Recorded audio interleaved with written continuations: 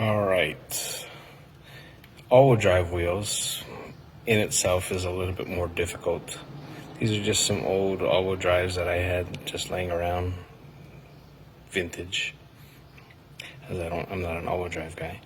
So you're gonna kind of do it a little bit different. So you're gonna use the outer drive, right? So you're gonna put the shaft in, set the outer drive on it. You're gonna set the first wheel on, locate it through the shaft, right? Then you're gonna put the separator spacer in, the 17 mil. Right? And get that on there. And you're gonna just get this wheel just kind of sitting on there.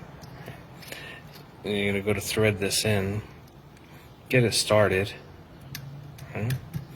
And then slide everything to the right, and then locate the inner wheel, which is a little bit more difficult, right, than two-wheel drive.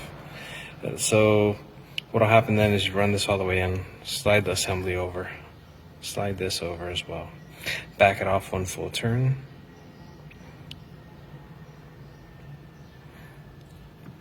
snug up the set screw.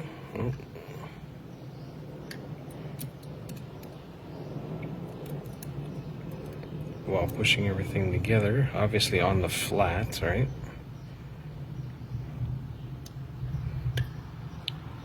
Snug up the set screw, and then tighten up the shaft.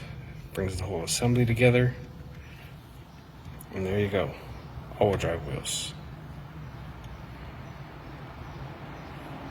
Disassembly, just gonna loosen up the set screw. Loosen up the set screw first. Slide the assembly out, and there you go.